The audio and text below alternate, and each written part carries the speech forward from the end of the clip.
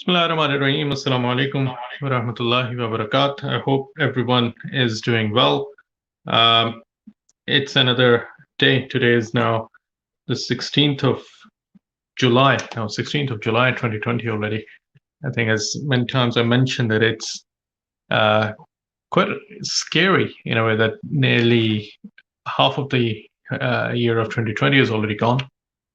Whatever is remaining, a hope and pray from Allah subhanahu wa ta'ala, obviously, that it is better than the first half that we've had. With all the number of coronavirus issues, there have been so many other things that have been pretty much on the negative side in the global sense of any news, current affairs, the social distancing that many people had to really adhere to, and the way it was presented all across the world, as well as the general trend of economies and anything else that you can imagine. It's been really on the negative side. So, well, let's hope and pray from Allah subhanahu wa ta'ala that things do turn around and we see a bit of positivity coming back into this year as well.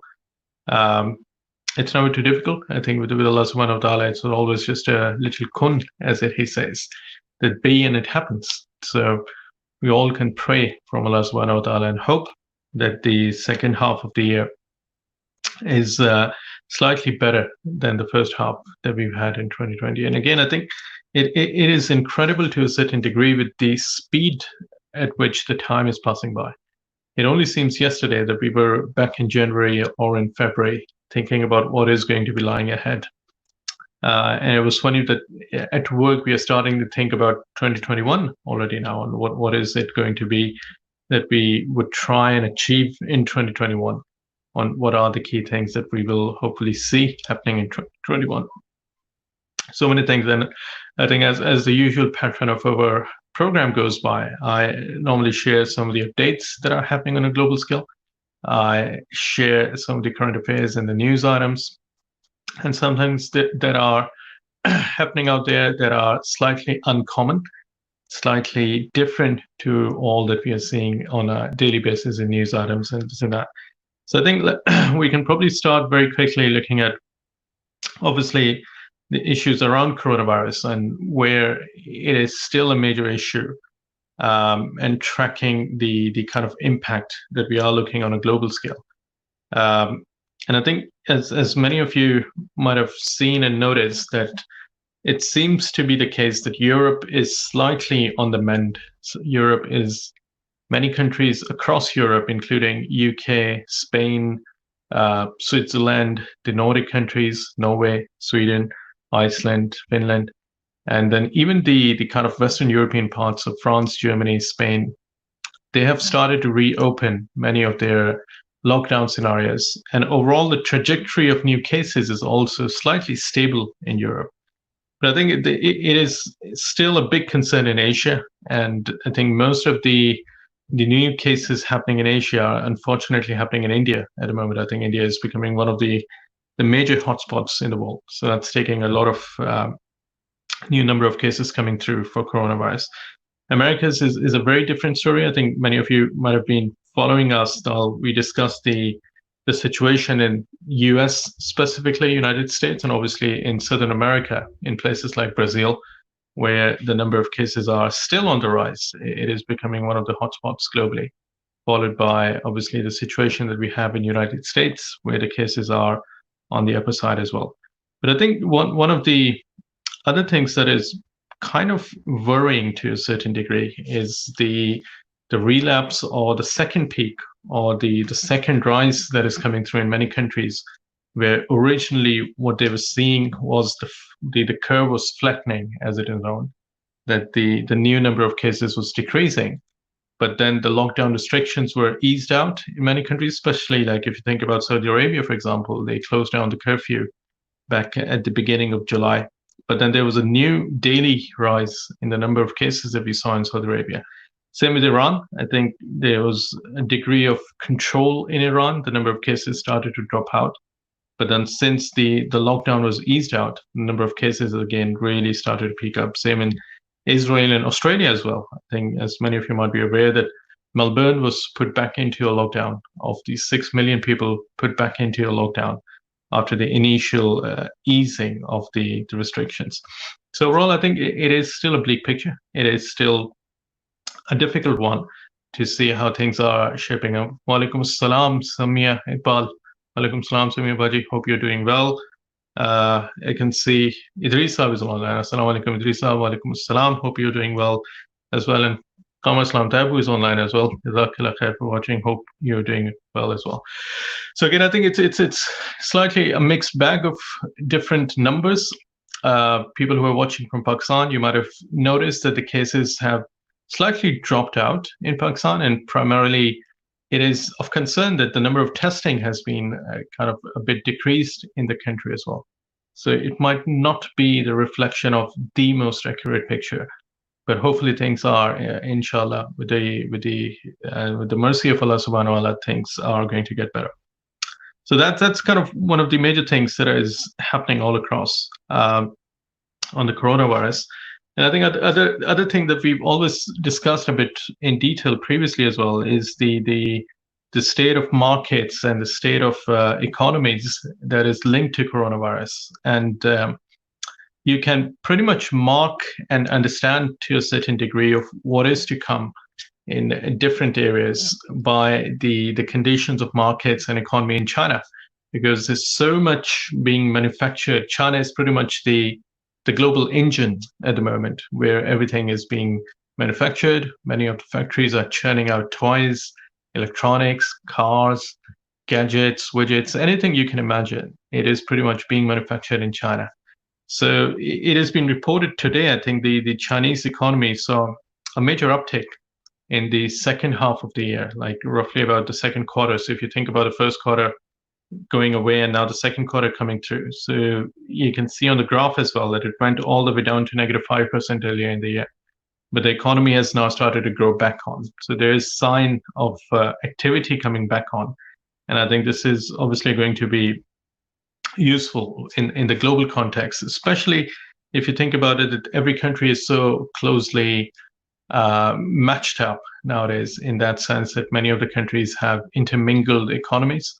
Many of the countries are dependent on each other's activity to really create an uptick in the local markets, be it UK, US, Pakistan, India, anywhere you can imagine. The impact of China is always a major one. So to see a bit of an uptick in China is obviously a slightly good sign to see how things are going.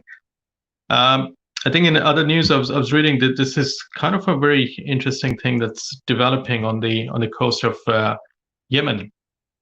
And again, it is a reminder of how many things beyond coronavirus are so much on the kind of on the wake of becoming problematic on a global scale.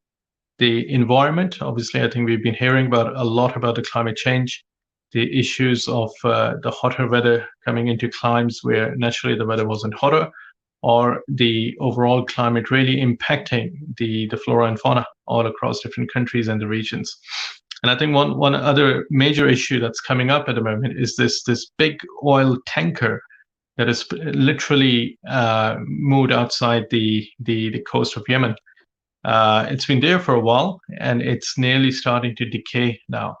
And this tanker is loaded with 1 million barrels of crude oil at the moment. And as you would imagine, that if something had to happen and this tanker becomes rotten and it starts to leak oil, it will become a major disaster for the coast of Yemen.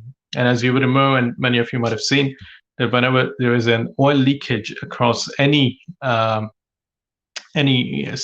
ocean or any coast, it really impacts the biodiversity of the area. It impacts the fishing industry.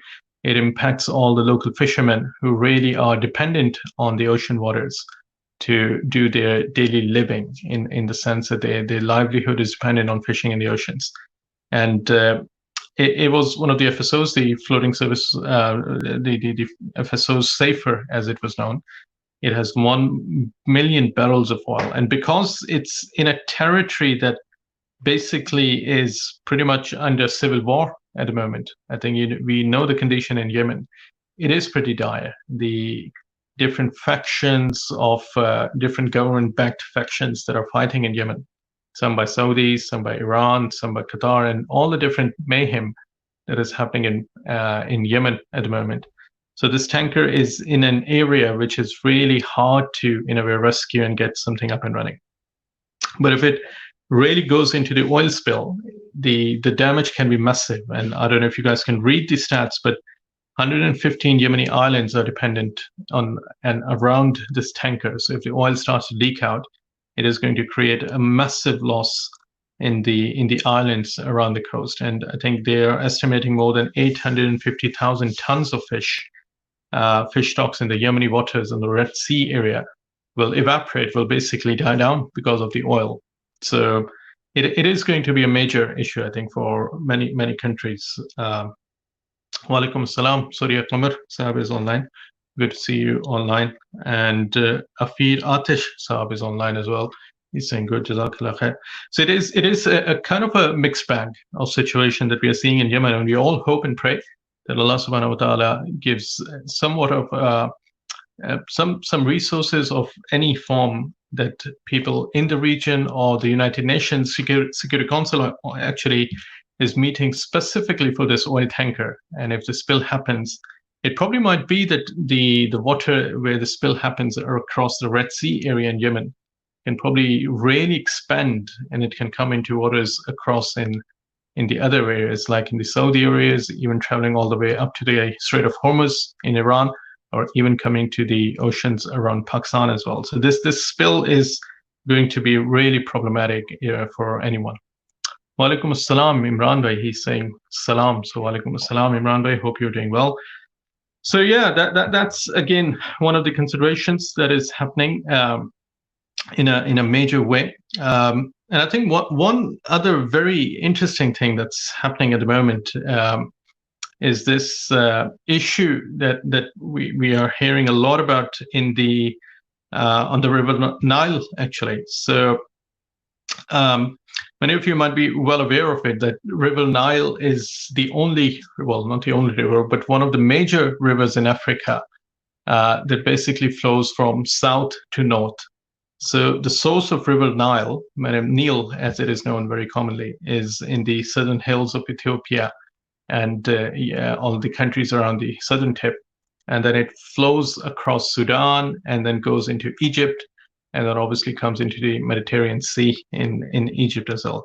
And this is one of the most, in a way, many of the countries like Sudan and Egypt especially are really dependent on River Nile for all their freshwater sources. There aren't any other, as you would imagine, that it is a very hot climate area. It's pretty much arid desert all across Nile. So any dependency of fresh water is primarily on Nile at the moment. And I think what's been a major issue for a number of years now, it's becoming a major point of contention between Sudan, Ethiopia, South Sudan, and Egypt, is that Ethiopia is building a massive big dam on the mouth of River Nile. Many of you who might be aware of it, that Nile basically starts into two tributaries, the White Nile and the Blue Nile, and then it combines near Khartoum in Sudan, and then it becomes one big Nile River that goes all the way down into Egypt, and then becomes into two tributaries around Cairo, and then goes into the Mediterranean Sea. But this massive dam that is being built, it is known as the Grand Renaissance Dam, or GERD, as it is commonly known in Ethiopia. It is becoming a major risk for people, saying that if this dam will be built in Ethiopia, there will be very little water flowing into Sudan or flowing into Egypt as well. So the countries of Sudan, as I don't know if you guys can see on the screen as well, that this dam is pretty much in the southern tip of the Blue Nile, where it starts and then goes into the tributaries of White Nile and then flows into Sudan and Egypt as well. So if this massive dam, which is probably 170 meters in height, 170 feet or meters, I can't remember exactly, but if it is built out, then it is going to be a major water issue for Sudan and Egypt. So there have been a lot of negotiations. There has been a lot of discussion about stopping this dam. They've been really chatting for years now. I think it started back in 2006 as a major project. And there has been discussion between the three countries for the last 10 years on how they will manage this dam. And I think BBC did a very brilliant documentary recently on the kind of flow of River Nile as well. So this again is a massively complex issue that is ongoing between the three countries of Ethiopia, between Sudan and Egypt, obviously. So it is going to be really interesting to see which direction this issue takes on, because it is again going to be a major one between the different countries. And let's have a quick look at this documentary that was done by BBC some time ago. I think it is quite interesting the way they presented and the way they built it up. So let me quickly go back and play this documentary, because it's going to be quite a good one to look into. So this river, I think, again, as I mentioned, Nile is one of those rivers that starts in the south and then goes in the north. So it is going to be interesting to see how this river goes ahead, and if the dam is completed in the coming years. Probably it is supposed to be completed by end of next year. Then it is going to become a major concern for many of the countries in the region. Let's see if we can play it here. Yeah, and I'll quickly share the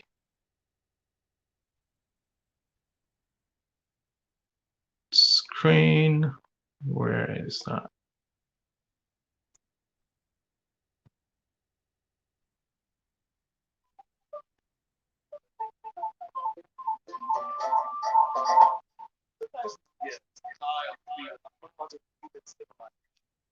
Now the world's longest river. We have to share.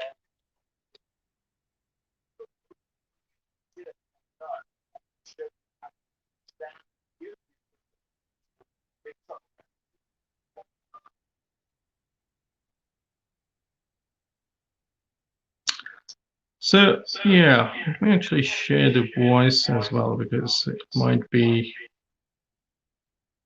easier to put on the voice.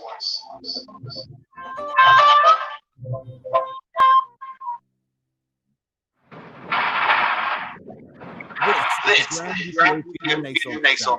It's got a whole story to that. When it's finished, it'll be one of the world's largest dams and the biggest hydroelectric power station in Africa.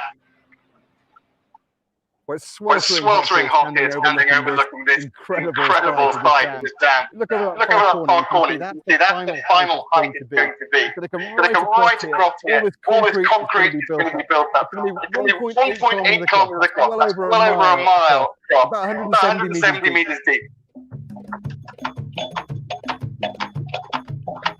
The reservoir it'll create is going to be one of the biggest lakes in Africa. When full, it'll cover an area larger than Greater London, flooding the Blue Nile in 150 kilometers. But if it's filled too quickly, less water heading downstream.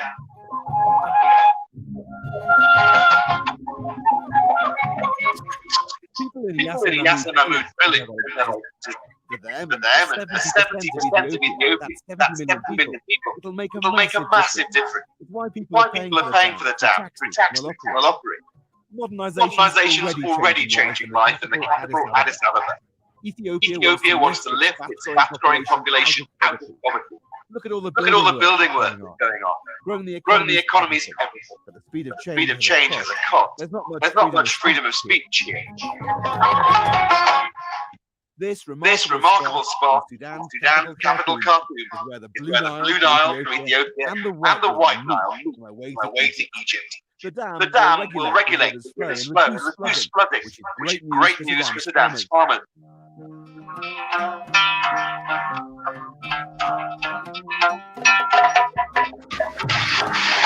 There are massive irrigation schemes here. Sudan has a long-standing deal with Egypt for water, but they're now at odds over something new.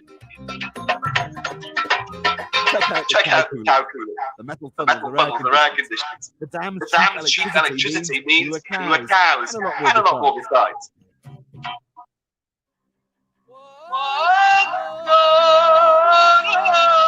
So on our journey heading north of the Nile, Sudan is now sided with Ethiopia. Dam. Regional rivalry goes back thousands of years to the time of the Houdini pyramids. The whole of Egypt was once ruled from here in Sudan. Power, rise and fall.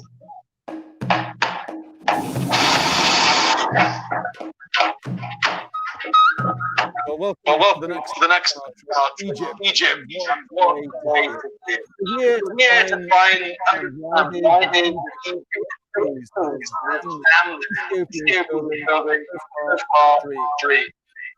these ancient buildings Egypt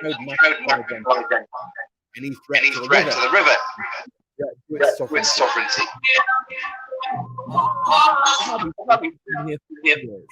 He's heard the dam will come.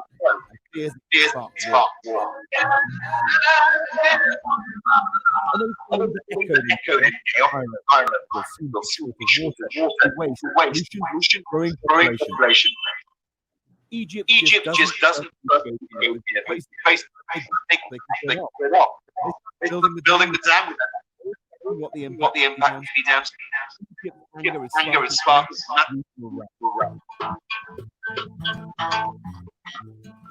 It's tense. It's great. It's a long journey. War over water. Only Ethiopia Sudan agree to share.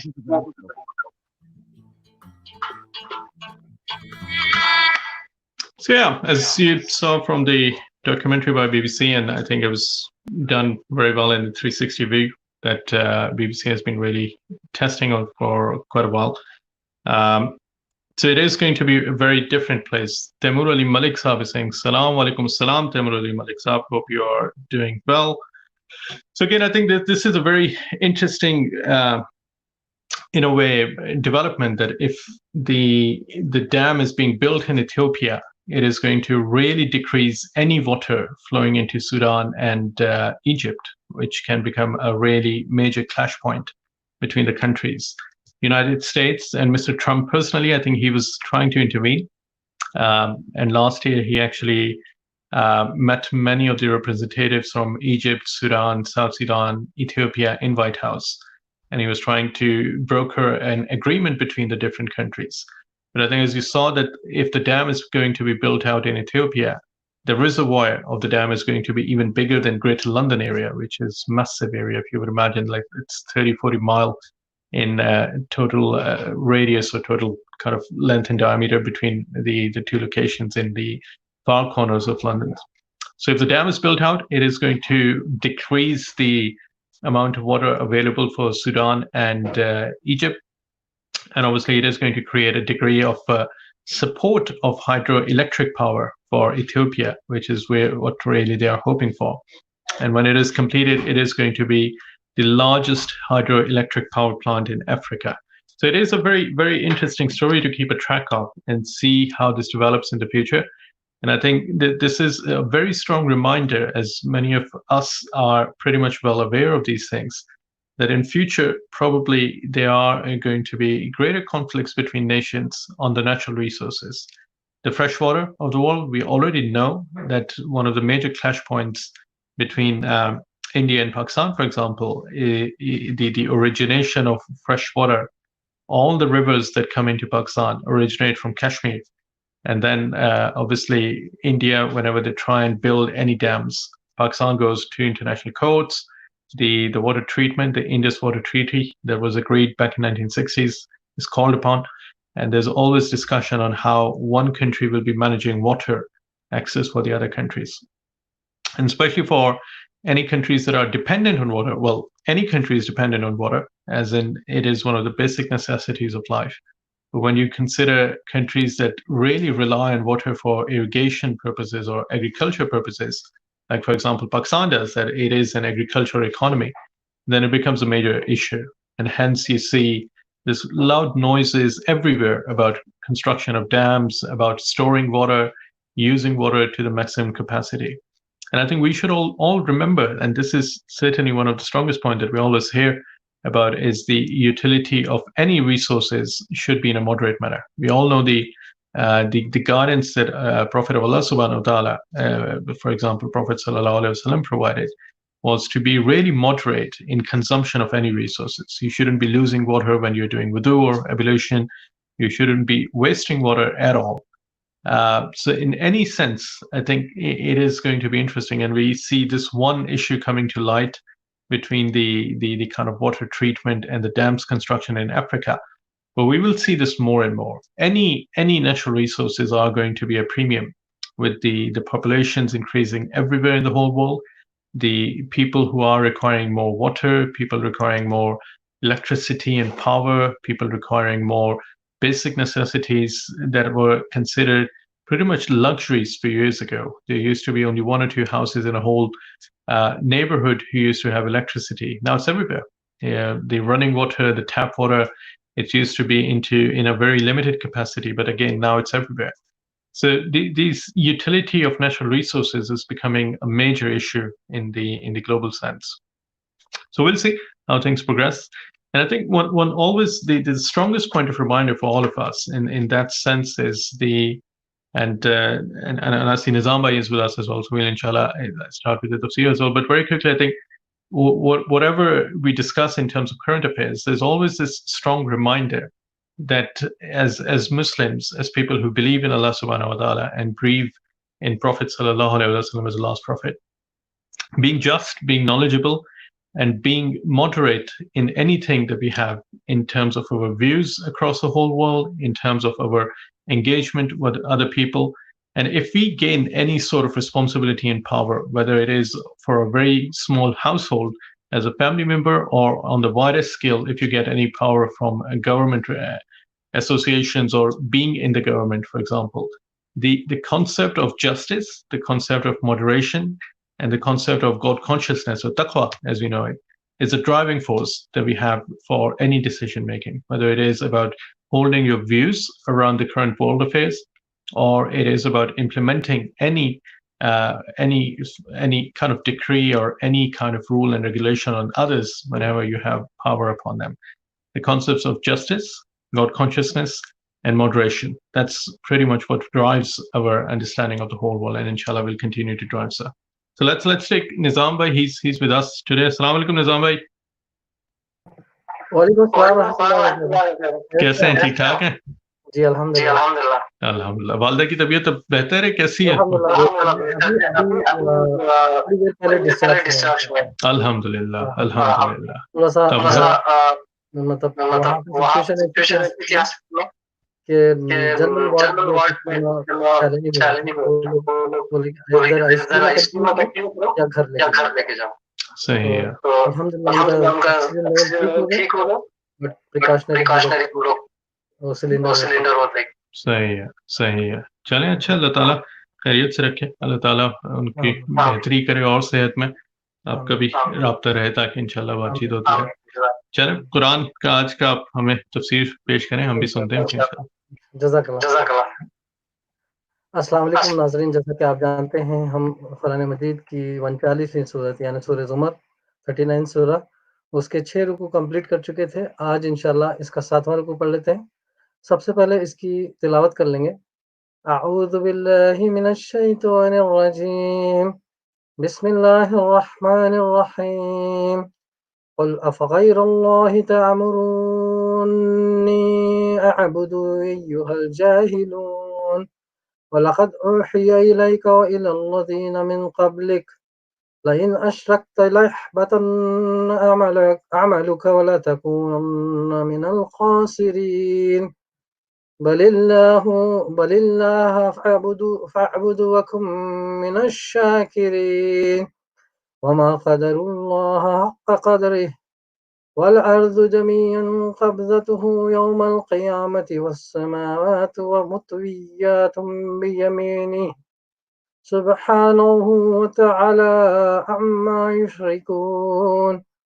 वनुफ़िख़ फ़िस्सूरि फ़सइक़ मन फ़िस्समावाति व मन fill अर्ज़ि इल्ला मन शाअ अल्लाह, ثم نفخ فيه أخرى فإذا هم قيام ينظرون وأشرقت الأرض بنور ربها ووضع الكتاب وجيء بالنبيين والشهداء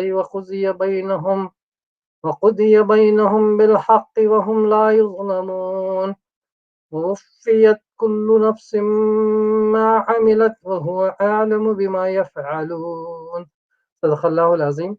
یہ تھی آج کی آیتیں، آیت نمبر 64 to 70، رکو نمبر 7. انشاءاللہ اس کا ٹرانسلیشن پڑھ لیں گے. اے نبی صلی اللہ علیہ وسلم، ان سے کہو پھر کیا اے جاہلو، تم اللہ کے سوا کسی اور کی بندگی کرنے کے لیے مجھ سے کہتے ہو؟ یہ بات تمہیں ان سے صاف کہہ دینی چاہیے، کیونکہ تمہاری طرف اور تم سے پہلے گزرے ہوئے تمام انبیاء کی طرف یہ وحی بھیجی جا چکی ہے کہ اگر تم نے شرک کیا تو تمہارا عمل ضائع ہو جائے گا اور تم خسارے میں رہو گے. لہٰذا اے نبی، تم بس اللہ ہی کی بندگی کرو اور شکر گزار بندوں میں سے ہو جاؤ. ان لوگوں نے اللہ کی قدر ہی نہ کی جیسا کہ اس کی قدر کرنے کا حق ہے. اس کی قدرت کاملہ کا حال تو یہ ہے کہ قیامت کے روز پوری زمین اس کی مٹھی میں ہوگی اور آسمان اس کے دست راز میں لپٹے ہوئے ہوں گے. پاک اور بالا تر وہ ہے وہ اس شرک سے جو یہ لوگ کرتے ہیں. اور اس روز سور پھونکا جائے گا اور وہ سب مر کر گر جائیں گے جو آسمان اور زمین میں ہیں، سوائے ان کے جنہیں اللہ زندہ رکھنا چاہے. پھر ایک دوسرا سور پھونکا جائے گا اور ایک سب کے سب اٹھ کر دیکھنے لگیں گے. زمین اپنے رب کے نور سے چمک اٹھے گی، کتاب اعمال لا کر رکھ دی جائے گی، انبیاء اور تمام گواہ حاضر کر دیے جائیں گے.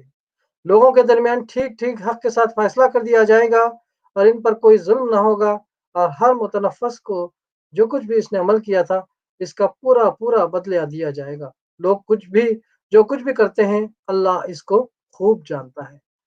یہ تھا ٹرانسلیشن آج کی ان آیتوں کا. تو اس کی تفسیر میں جانے سے پہلے ہم تھوڑا سا ریکیپ کر لیں گے کہ ہم نے کل کیا پڑھا تھا. ہم نے دیکھا کہ رکو نمبر 1 to رکو نمبر 6 سورہ زمر کے تقریباً انہی چیزوں پہ اللہ تعالیٰ نے توحید کے دلائل، توحید کے بارے میں لوگوں کو بتایا کہ اللہ کی توحید کس طرح ہے، کیونکہ زمین آسمان یعنی ساری دنیاؤں کا مالک، جنت و دوزخ کا مالک، ہر وہ چیز کا، یعنی کہ انسان کو پیدا کرنے سے لے کر یعنی اس تمام دنیا کی جتنی میں مخلوق ان کو پیدا سے لے کر ہر وہ چیز پر اللہ ہی قادر ہے. اللہ تعالیٰ نے یہ بتایا تھا اور کہا تھا کہ دیکھو تم خود اقرار کرتے ہو کہ یہ سب بنانے والا اللہ ہے، لیکن جب مانگنے والا معاملہ آیا، عبادت کرنے والا معاملہ آیا کچھ تو اب تم اس اللہ کے ساتھ کسی اور کو شامل کرتے ہو. تو اللہ تعالیٰ نے یہاں پر انجام بھی بہت اچھی طرح سے بتایا ہے کہ جو لوگ اللہ کے ان بتائے ہوئے راستوں پر، اللہ کی رسول صلی اللہ علیہ وسلم کی بتائے ہوئے تعلیمات پر عمل کرتے ہیں اور خالصاً اللہ کی عبادت کرتے ہیں، کوئی بھی معاملے میں اللہ کو شرک نہیں کرتے، یعنی کہ چاہے وہ اللہ کی صفات میں شرک یا ڈائریکٹ اللہ سے شرک، یعنی کہ یا چھپی ہو یا ظاہری، کوئی شرک میں بھی مبتلا نہیں ہوتے. اللہ تعالیٰ نے ان کا انجام بھی بتایا کہ کس طرح سے اللہ تعالیٰ انہیں باغوں والی جنتوں میں اور انہیں آرام پہنچائے گا. اور دوسری طرف اللہ تعالیٰ نے کہا کہ کچھ لوگ ایسے ہوتے ہیں جو اللہ کے ساتھ کسی اور کو شرک کر دیتے ہیں اور ان کی نالج بھی نہیں ہوتی، وہ چیزیں اللہ کے بارے میں بھی گمان کرتے ہیں. اور کچھ لوگ ایسے ہوتے ہیں جو جانتے بوجھتے اللہ سے شرک کرتے ہیں. اور کچھ لوگ ایسے ہوتے ہیں جو ان کو مصیبت آ جاتی ہے، بڑا کٹھن وقت آتا ہے تو تب اللہ کو پکارتے ہیں، اور جیسے اللہ تعالیٰ ان کی مصیبت کو حل کر دیتا ہے تو اپنے علم پر، اپنی ہوشیاری پر ناز کرتے ہیں کہ یہ تو میں نے اس لیے کیا تھا، یا میرے ساتھ کسی اور شریک نے، یعنی فلاں دیوتا، فلاں میرے بزرگ نے اس طرح. تو اللہ تعالیٰ کہتا ہے کہ ان لوگوں کا تو انجام اللہ تعالیٰ بہت ہی یعنی کہ دردناک انجام بتایا اللہ تعالیٰ نے. تو اسی کا، اور کل بھی ہم نے پڑھا تھا کہ کس طرح سے اللہ تعالیٰ ان لوگوں سے کہا کہ دیکھو خسارے میں رہو گے اور سب سے بڑا خسارہ وہی ہے جو اس دن آخرت کے دن ملے گا. تو اسی کا کنٹینیوشن ہے آج بھی انشاءاللہ، اس کو تفسیر کنٹینیو کر لیتے ہیں. اے نبی صلی اللہ علیہ وسلم، ان سے کہو پھر کیا اے جاہلو، تم اللہ کے سوا کسی اور کی بندگی کرنے کے لیے مجھ سے یہ کہتے ہو؟ یہ بات تمہیں ان سے صاف کہہ دینی چاہیے، کیونکہ تمہاری طرف اور تم سے پہلے گزرے ہوئے تمام انبیاء کی طرف یہ وحی بھیجی جا چکی ہے کہ اگر تم نے شرک کیا تو تمہارا عمل ضائع ہو جائے گا یعنی شرک کے ساتھ کسی عمل کو عمل صالح قرار نہیں دیا جائے گا، اور جو شخص بھی مشرک رہتے ہوئے اپنے نزدیک بہت سے کاموں کو نیک کام سمجھتے ہوئے کرے گا، ان پر وہ کسی اجر کا مستحق نہ ہوگا، اور اس کی پوری زندگی سراسر ضیاءکاری بن کر رہ جائے گی، اور تم خسارے میں رہو گے۔ لہٰذا اے نبی صلی اللہ علیہ وسلم، تم بس اللہ کی بندگی کرو اور شکر گزار بندوں میں سے ہو جاؤ۔ ان لوگوں نے اللہ کی قدر ہی نہ کی جیسا کہ اس کی قدر کرنے کا حق ہے، یعنی ان کو اللہ کی عظمت و کبریائی کا کچھ اندازہ ہی نہیں ہے۔ انہوں نے کبھی یہ سمجھنے کی کوشش ہی نہیں کی کہ خداوند عالم کا مقام کتنا بلند ہے، اور وہ حقیر ہستیاں کیا شے ہیں جن کو یہ نادان لوگ خدائی میں شریک اور معبودیت کا حقدار بنائے بیٹھے ہیں۔ اس کی قدرت کاملہ کا حال تو یہ ہے کہ قیامت کے روز پوری زمین اس کی مٹھی میں ہوگی، اور آسمان اس کے دست راست میں لپٹے ہوئے ہوں گے۔ زمین اور آسمان پر اللہ تعالیٰ کے کامل اقتدار تصرف کی تصویر کھینچنے کے لیے مٹھی میں ہونے اور ہاتھ پر لپٹے ہونے کا استعارہ استعمال فرمایا گیا ہے۔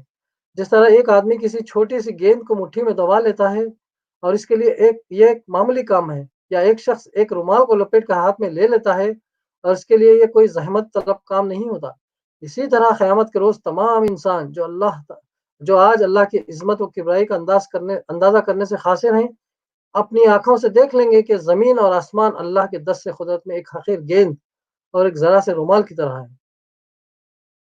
مسند احمد، بخاری، مسلم، نسائی، ابن ماجہ، ابن جریر وغیرہ میں حضرت عبداللہ بن عمر رضی اللہ عنہ اور حضرت ابو ہریرہ رضی اللہ عنہ کی روایت منقول ہوئی ہے کہ ایک مرتبہ نبی صلی اللہ علیہ وسلم ممبر پر خطبہ ارشاد فرما رہے تھے۔ دوران خطبہ یہ آیت پر صلی اللہ علیہ وسلم نے تلاوت فرمائی اور فرمایا، اللہ تعالیٰ آسمانوں اور زمینوں یعنی سیاروں کو اپنی مٹھی میں لے کر اس طرح پھرائے گا جیسا ایک بچہ گیند پھراتا ہے، اور فرمائے گا، میں ہوں خدائے واحد، میں ہوں بادشاہ، میں ہوں جبار، میں ہوں کبریائی کا مالک۔ کہاں ہے زمین کے بادشاہ، کہاں ہے جبار، کہاں ہے متکبر؟ یہ کہتے کہتے حضور صلی اللہ علیہ وسلم پر ایسا لرزہ طاری ہوا کہ ہمیں خطرہ ہونے لگا کہ کہیں آپ ممبر سمیت گر نہ پڑے۔ پاک اور بالاتر ہے وہ اس شرک سے جو یہ لوگ کرتے ہیں، یعنی کہاں اس کی یہ شان و عظمت و کبریائی اور کہاں اس کے ساتھ خدائی میں کسی کا شریک ہونا۔ اور اس روز سور پھونکا جائے گا۔ سور کے یعنی مولانا نے ان ڈیٹیل سورہ یاسین اور سورہ مومنین، سورہ کہف، سورہ نمل، سورہ ابراہیم، سورہ انعام، سورہ حج، سورہ طہ، دوسری جگہ مولانا ان ڈیٹیل اس کی تشریح کی تھی کہ سور کتنے قسم کے ہیں، کب کون سا سور پھونکا جائے گا۔ یہاں پر بس اس کا یعنی کہ ذکر کیا گیا ہے۔ اور اس روز سور پھونکا جائے گا اور وہ سب مر کر گر جائیں گے جو آسمانوں اور زمین میں ہیں، سوائے ان کے جنہیں اللہ زندہ رکھنا چاہے۔ پھر ایک دوسرا سور پھونکا جائے گا اور ایک سب کے سب اٹھ کر دیکھنے لگیں گے۔ یہاں صرف 2 مرتبہ سور پھونکے جانے کا ذکر ہے۔ ان کے علاوہ سورہ نمل میں ان دونوں سے پہلے ایک اور نفخت سور واقع ہونے کا ذکر آیا ہے، جسے سن کر زمین و آسمان کی ساری مخلوق دہشت زدہ ہو جائے گی، آیت نمبر 87۔ اسی بنا پر احادیث میں 3 مرتبہ نفخت سور واقع ہونے کا ذکر کیا گیا ہے۔ ایک نفخت الفزع یعنی گھبرا دینے والا سور، دوسرا نفخت الصعق یعنی مار گرانے والا سور، تیسرا نفخت قیام لرب العالمین یعنی وہ سور جسے پھونکتے ہی تمام انسان جی اٹھیں گے اور اپنے رب کے حضور پیش ہونے کے لیے اپنی مرخدوں سے نکل جائیں گے۔ زمین اپنے رب کے نور سے چمک اٹھے گی، کتاب اعمال لا کر رکھ دی جائے گی۔ انبیاء اور تمام گواہوں سے مراد وہ گواہ بھی ہیں جو اس بات کی شہادت دیں گے کہ لوگوں تک اللہ تعالیٰ کا پیغام پہنچا دیا گیا تھا، اور وہ گواہ بھی جو لوگوں کو اعمال کی شہادت پیش کریں گے۔ ضروری نہیں کہ یہ گواہ صرف انسان ہی ہوں، فرشتے اور جن اور حیوانات اور انسانوں کے اپنے اعضاء اور در و دیوار اور شجر و حجر سب ان گواہوں میں شامل ہوں گے۔ تمام گواہ حاضر کر دیے جائیں گے، لوگوں کے درمیان ٹھیک ٹھیک حق کے ساتھ فیصلہ کر دیا جائے گا، اور ان پر کوئی ظلم نہ ہوگا، اور ہر متنفس کو جو کچھ بھی اس نے عمل کیا تھا اس کا پورا پورا بدلہ دیا جائے گا۔ لوگ جو کچھ بھی کرتے ہیں اللہ اس کو خوب جانتا ہے۔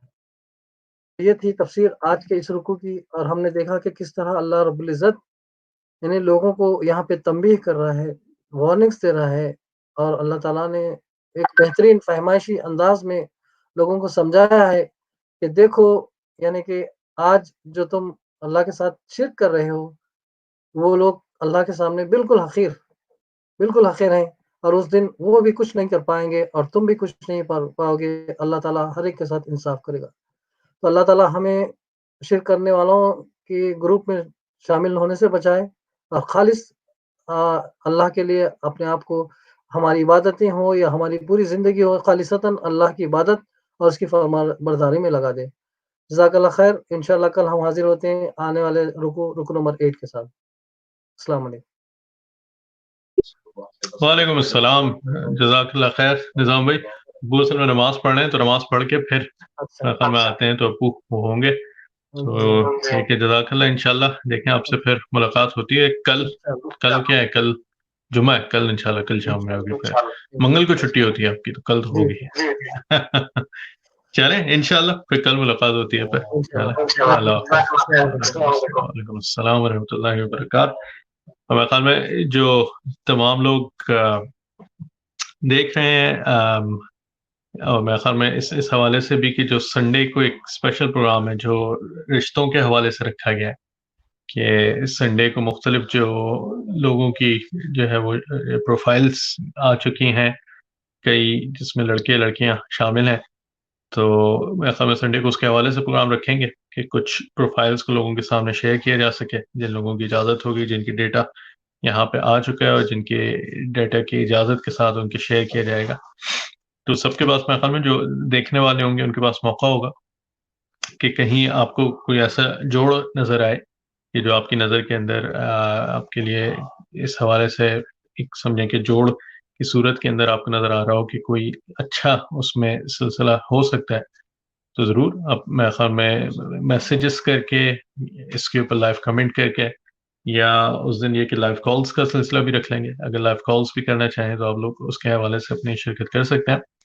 اور یہ میرے خیال میں جیسے کہ اللہ کے نبی کریم صلی اللہ علیہ وسلم کا ارشاد مبارک ہے، آپ نے کہا کہ نکاح من سنتی فمن رغب عنہ فلیس منی. آپ نے کہا کہ نکاح جو ہے وہ میری سنتوں کے اندر سے ہے. اور یہ کہ کسی بھی سمجھ سکتے ہیں کہ معاشرے کی جو اکائی ہوتی ہے، جو اس کی بنیاد ہوتی ہے، وہ ایک خاندان ہوتا ہے. ایک خاندان کے آغاز سے ہی سارا معاشرے کی ایک پوری تشکیل پاتی ہے. اس کے اندر میاں بیوی کے ایک رشتے سے اولاد سے بڑھ کے پھر ایک سمجھنے کے خاندانوں سے بڑھ کے پھر معاشرہ. تو یہ جتنے بھی ایک سمجھ لیں کہ ان کا آغاز ہوتا ہے، نقطۂ آغاز ہوتا ہے، وہ اسی انداز سے ہوتا ہے کہ جو میاں بیوی ہیں یا شوہر اور بیوی ہیں، ان کا رشتے سے جڑنے سے پورا ایک سمجھیں کہ ایک پورے معاشرے کی تشکیل اس کے اوپر جو ہے وہ مکمل طور پر قیاس کرتی ہے. اور یہی چیز سب سے اہم ہوتی ہے اس حوالے سے کی بھی، کہ سمجھا جا سکے کہ اس معاشرے کے اندر جو اس وقت مسائل ہیں، جن میں ایک بڑا مسئلہ یہ ہے کہ اچھے خاندانوں کی تشکیل ہونا بڑا مشکل ہو گیا. تو اس کے اندر کوشش جتنی بھی ہماری ہو سکتی ہے، ہم اپنی طرف سے جتنی کوشش اس کے اندر کر سکتے ہیں کہ ان مسائل کے حل کی طرف بڑھا جا سکے کسی بھی صورت کے اندر. تو اس کو اختیار کرنے کے لیے میرے خیال میں اتوار کی روز یہ جو ایک پروگرام تشکیل دیا گیا کہ جس کے اندر کچھ میرے خیال میں والدین بھی تشریف لائیں گے، کچھ دوسرے لوگ جو خواتین اور حضرات ہیں وہ بھی تشریف رکھیں گے اور گفتگو کریں گے اور دیکھیں گے کہ کیا ایک ایسی سبیل نکالی جا سکتی ہے کہ جس کے ذریعے سے ان مسائل کو کوئی حل تلاش کیا جا سکے. تو آپ لوگ ضرور سنڈے کو میرے خیال میں تھوڑا سا شروع جو ہے وہ جلدی کر لیں گے. 7 بجے میرے خیال میں یہاں برطانیہ کے وقت کے حساب سے شروع کر لیں گے، کیونکہ پاکستان میں کافی دیکھنے والے ہیں. تو پھر اس سے یہ ہو جائے گا کہ موقع کافی لوگوں کو بڑھ جائے گا. تو چھوٹا سا وہ کیپ لے کے اور پھر یہاں پہ شمس صاحب دوبارہ پروگرام کا آغاز کریں.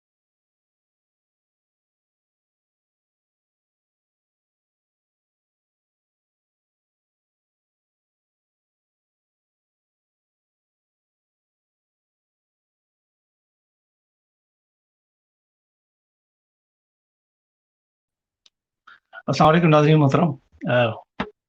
کیسے مزاج ہیں آپ لوگوں کی؟ خیریت سے ہیں؟ امید ہے آپ ٹھیک ہوں گے. آج کا دن آپ کا اچھا گزرا ہوگا، اور ہم یہ امید کرتے ہیں کہ انشاءاللہ آپ کے آگے کے دن بھی جو ہے وہ اچھے گزریں گے انشاءاللہ تعالیٰ.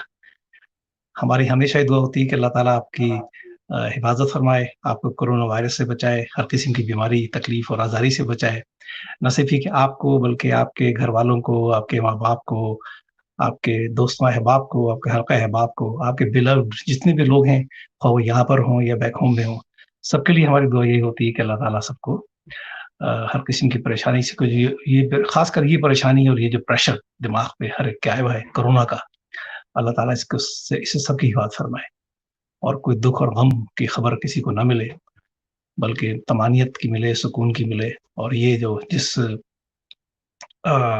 ٹینس ماحول سے ہم گزر رہے ہیں، اللہ تعالیٰ اس کو آسان کر دے، آسانی عطا فرما دے ہم کو، اور تکلیفوں کو دور فرما دے، اور زندگی کے جو معاملات ہیں ان کو نارمل کر دے، اور جو کیا نام ہے حالات جس سے گزر رہے ہیں عجیب و غریب قسم کے حالات ہیں، یعنی جس سے شاید کبھی بھی لوگ اس طرح نہیں گزرے. لوگ کہتے ہیں کہ شاید ہمارے بڑے بوڑھے بھی یہ کہہ رہے ہیں، اور ان کے جو شاید بوڑھے ہوتے وہ بھی یہ کہیں گے کہ صدیوں کے بعد شاید ایسا کوئی ایسا مرحلہ یہ آیا ہے آزمائش کا کہ اللہ تعالیٰ اس آزمائش سے جو ہے وہ گزروا دے کسی طرح سے ہر آدمی کو سکون سے اطمینان کے ساتھ، کامیابی کے ساتھ، کہ ہم اس آزمائش میں اللہ کی پاور کے اندر بھی نہ آئیں، اور جو ہے وہ یعنی کہ عافیت کے ساتھ اس آزمائش سے نکل رہے ہیں.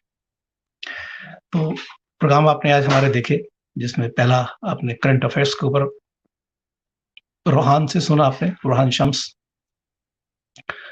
بہت دلچسپ. انہوں نے دنیا میں مختلف جو حالات ہوتے رہتے ہیں اس میں سے جو اہم ایشوز ہوتے ہیں اور اہم نیوز آئٹم کی دنیا میں چل رہے ہوتے ہیں اس کے اوپر وہ تبصرہ کرتے ہیں. اس کے بعد پھر آپ نے قرآن کا درس سنا. یہ ہمارا ایک ریگولر وہ ہے فیچر ہے جس میں ہمارے نظام الدین غوری صاحب آن لائن قرآن کریم کا درس دیتے ہیں، تفہیم القرآن سے خاص کر. اور تیسری چیز جو ہے وہ میں حاضر ہوتا ہوں، تو کبھی تو میں شروع میں حاضر ہو جاتا ہوں اور کبھی پھر میں آخر میں آتا ہوں. تو آج میں نے اس کا انتخاب جو آخر میں کیا ہے، اسی کہ میں ذرا باہر نکلا ہوا تھا، کچھ کام تھے اور کچھ مصروفیات دوسری تھی، تو میں نے کہا یہ پہلے پروگرام یہ ہو جائیں، اس کے بعد پھر میں آپ سے مخاطب ہوں انشاءاللہ. تو اب ہمارا جو اہم پروگرام آنے والا ہے، یعنی کہ ہم مثلا میں پہلے یہ کیا کرتے تھے، ہر 1-2 مہینے کے بعد ایک اہم ایونٹ کرتے تھے کہ جس کے اندر ہم اپنی کمیونٹی کے لوگوں کو بلاتے تھے، مسلم غیر مسلم سب کو انوائٹ کرتے تھے، اور عام طور سے یہ ڈنر ہمارا ہوتا تھا. اور اس ڈنر کے اندر ہم کسی اچھے اسپیکر کو بلایا کرتے تھے. کافی بڑے اچھے اسپیکرز آئے ہمارے، جیسے لاسٹ 3 بڑے اچھے ہمارے پروگرام ہوئے تھے، جس کے اندر ایک تو مشہور پروفیسر کنورٹڈ مسلم ڈاکٹر امینہ بلیک آئی تھی، اور انہوں نے بہت پیارا لیکچر دیا تھا، بہت دلچسپ. اس کے بعد جو ہوا تھا غالباً فیبرری کے اندر ہمارا ہوا تھا، جس میں 2 وائٹ مسلم کے نام سے، اب بتا 2 ریورٹڈ مسلم ہیں اور وہ 2 وائٹ مسلم برٹش ہیں. تو اس عنوان سے اپنے وہ پروگرام کرتے ہیں.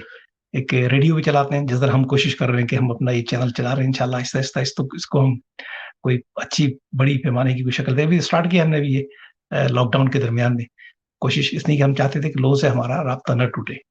تو اس لاک ڈاؤن کے اندر یہ طریقہ ہم نے سوچا کہ آن لائن لوگوں سے ہم رابطہ رکھیں، اس لیے کہ ملنے ملانے کا تو کوئی سین تھا ہی نہیں اس کے اندر. تو لہٰذا ہم نے یہ سوچا کہ آن لائن لوگوں سے رابطہ رکھیں، اور قرآن کریم کا درس بھی کا سلسلہ ہمارا چلتا رہے، کہ جو ہمارا ہفتہ وار ہوتا تھا، کئی سرکل تھے ہمارے، اور 1-2 مہینے کے اندر ہمارے یہ ایونٹ ہوتے تھے. تو لاسٹ ایونٹ میں بڑا اچھی یہ 2 وائٹ مسلم جو آئے تھے، جس میں جن کے نئے نام جو ہیں وہ انہوں نے ایک نے اپنا نام یوسف رکھا ہے اور ایک نے اپنا نام جنید رکھا ہے. تو بڑی دلچسپ، وہ بڑی اچھی گفتگو اور بات چیت کرتے ہیں وہ لوگ، بڑے پیارے انداز کے اندر. جالی اسٹائل ہوتا ہے نا، برٹش اسٹائل جو بڑا اصل میں جوک سے بھرپور ہوتا ہے. وہ اوقات اپنے جوک بناتے ہیں، لیکن اس میں وہ اپنا ہی مذاق اڑاتے ہیں، کوئی اس میں شرم محسوس نہیں کرتے. تو ان کے بڑے اچھے پروگرام تھے، اور بڑی سیریس انہوں نے باتیں کی، اور بعض جو انہوں نے بڑی مزیدار قسم کے جوکس کیے. اور اس میں پھر دیکھا آپ نے کہ فیملیز میں پارٹیسپیٹ بھی کرتی ہیں، بچے جو آتے ہیں اس کے اندر کتنی پیاری بچے آئے تھے اس کے اندر، جنہوں نے کسی نے تلاوت کی تھی، کسی نے نشید نعت سنائی تھی، کسی نے کوئی اسپیچ کی تھی. مختلف قسم کی چیزیں ہوتی ہیں. تو وہ اب چونکہ ہمارا جب سے ہوا ہے کرونا کا وہ ختم ہوا ہے، تو لہٰذا ہم کوشش کرتے ہیں کہ اب اس کو آن لائن ہم کوئی ایسے ایونٹ کریں. اور سنڈے کو انشاءاللہ ہم یہ کر رہے ہیں. یہ اس میں جیسے بتا رہے تھے روحان ابھی، اور ہم نے کافی لوگوں کو بتانے کی کوشش کی ہے کہ اس میں یہ بھی ایک اصل میں کیسا کہنا چاہیے کہ ضرورت ہے ہماری کمیونٹی کی، کہ جس کی فکر ہونا چاہیے، اور کہ ہمارے ہاں جو بچے بڑے ہو رہے ہیں، بچیاں بڑی ہو رہی ہیں، اور پھر اس کے علاوہ بھی جو لوگوں کے مثل میں ڈائیورسڈ بھی ہیں یہاں پر، بہت سے بیوہ اور کیا نام ہے جو لوگ ہو چکے ہیں جن کی بیویاں انتقال کر گئی ہیں وہ بھی ہیں، اور اس میں اچھی عمر کے بھی ہیں، دیڑھ عمر کے بھی ہیں، اور کچھ بھی ایسے بھی جن کے بچے بھی ہیں، کچھ ایسے ہیں کہ جن کی مطلب بچے سیپریشن کے نتیجے میں کسی ایک کے ساتھ رہ رہے ہیں، یا تو والدین ان کے سنبھالا ہوا ہے یا ان کے والد سنبھال رہے ہیں. بہرحال ان کی سب کی ضروریات ہیں اصل میں، تو ان کے لیے پریشان ہیں کافی. تو ان کی پریشانی کو دور کرنے کے لیے اپنے طور پہ یہ ہلکی سی کوشش کرتے رہتے ہیں. ویسے عموماً الحمدللہ ہم نے کافی رشتے کرائے، شادی میں کرائی، نکاح بھی پڑھا دیتا ہوں میں بغیر پیسوں بھی پڑھا دیتا ہوں، کیونکہ کرنا چاہے کوئی ایسی بات نہیں ہے. تو یہ ہم کام کرتے رہے. دعا کیجیے کہ اللہ تعالیٰ اس کو میں برکت دے، اس میں قبولیت کرے اللہ تعالیٰ، اور اس میں ہمارے ذریعے سے رشتے ہوں اللہ تعالیٰ ان کے رشتوں کو برقرار رکھے، اور اس میں اپنی رحمت کو، اپنی تائید کو، اپنی نصرت کو، اپنی برکت کو اس میں شامل فرما دے، اور اچھی فیملیز ایک دوسرے کے ساتھ جڑیں، اچھے خاندان ایک دوسرے کے ساتھ اپنے تعلقات کو استوار کریں، اور اچھی سوسائٹی ہماری اس طرح سے جنم لے، اور ہم لوگ جو ہیں وہ اس سے ایک اچھی مثالیں اپنے معاشرے کے اندر قائم کریں، اور لوگ جو ہیں اس کو دیکھ کر ہم سے متاثر ہوں، اور ہم سے متاثر ہوں بلکہ اسلام سے بھی متاثر ہوں. اس لیے کہ یہاں پر آپ دیکھیے کہ جس سوسائٹی میں ہم رہ رہے ہیں وہ آپ پتہ ہے کہ ایک نان مسلم سوسائٹی ہے، اور ہم جو اس کے اندر سمجھ لیجیے کہ اقلیت میں مائنورٹی ہیں ہم لوگ. تو ہم تو اصل میں بڑی سمجھ لیے کہ کہنا چاہیے کہ لائم لائٹ میں رہتے ہیں، فوکس کرتے ہیں، لوگ ہمیں دیکھتے ہیں، اور ہمارے ہر رویے سے، ہمارے ہر عمل سے، ہماری ہر گفتگو سے، ہمارے ہر ایکشن سے ہم پہچانے جاتے ہیں کہ ہم کس تہذیب کی نمائندگی کر رہے ہیں، کس دین کو ہم مانتے ہیں، اور کس نبی کے ہم پیروکار ہیں، کس خدا کی تعلیمات پر ہم ایمان رکھتے ہیں، اور کون سی کتاب ہے کہ جس سے ہم رہنمائی حاصل کرتے ہیں. یہ سب باتیں لوگ اصل میں ہمیں ہماری ہر چیز کو دیکھ کر کرتے ہیں، دیکھ رہے ہوتے ہیں. تو لہٰذا بڑی ہمیں محتاط رہنے کی ضرورت ہے. تو صرف ہمیں بھی، اپنی پوری فیملیز کو، اپنے بچوں کو بھی، اپنے خاندانوں کو بھی، عورتوں کو، سب کو اس معاملے میں بہت حساس ہونا چاہیے کہ ہم یہ سمجھ لیجیے کہ ہم دیکھیں، ہم اسٹیج پر ہیں سب، اور سب لوگ جو ہمیں دیکھ رہے ہیں اصل میں. جس طرح اسٹیج پہ کوئی فنکار ہوتا ہے، یا کوئی مقرر ہوتا ہے، یا کوئی جو آدمی پریزنٹیشن دے رہا ہوتا ہے، تو وہ بڑی اپنے اندر سے وہ محسوس کرتا ہے کہ ابھی سب دنیا مجھے دیکھ رہی ہے، میری ہر چیز کو دیکھ بھی رہی ہے، سن بھی رہی ہے، اور ایک ایک چیز کو نوٹ کر رہی ہے. تو اسی لحاظ سے بڑا اس میں محتاط رہنے کی ضرورت ہے. اچھا، ہماری گفتگو اسی سلسلے سے کچھ چل رہی ہے، اور ہم نے سوچا ہے کہ ہم سنڈے تک اپنی بات چیت کو اس موضوع پر چلائیں گے. اور پچھلے دنوں بھی ہم نے اس پر بات کی کہ ایک سوسائٹی جو ہوتی ہے، یا خاندان جو ہوتا ہے، تو ان کا جو آغاز جو ہوتا ہے وہ میاں بیوی سے ہوتا ہے. میاں بیوی کے تعلقات، کہ میاں بیوی کے تعلقات کیسے ہونے چاہیے، ان کے حقوق کیا ہیں، ان کے فرائض کیا ہیں، اور آداب کیا ہے، زندگی کے آداب کیا ہیں، اصل میں شادی شدہ زندگی کے آداب کیا ہے. تو یہ میں کل کئی دنوں سے بیان کر رہا ہوں اس میں. تو یہ نہ صرف یہ کہ جن کی شادیاں ہو چکی ہیں ان کے لیے فائدے مند ہیں، بلکہ جن کی نہیں ہوئی ہیں ان کے بھی فائدے مند ہیں. ان لڑکوں کے لیے بھی اور لڑکیوں کے لیے بھی، اور جو شادی کرنے جا رہے ہیں اصل میں، جو رشتے اپنے دینے جا رہے ہیں، ان کے لیے بھی اس میں نفع ہے کہ وہ دیکھیں کہ اس کے اندر کیا روشنی ان کو ملتی ہے. اس نہیں کہ اللہ کے نبی، ہماری باتیں ظاہری باتیں قرآن اور حدیث سے ماخوذ ہوں گی. تو وہی بات، اور میں نے آپ سے کہا تھا کہ ہم نے اس کے لیے ایک کتاب کا انتخاب کیا تھا، اور وہ کتاب ہے آداب زندگی. یہ بہت پیاری کتاب ہے، اس کو دیکھیے آپ. یہ مولانا یوسف اصلاحی صاحب کی کتاب ہے.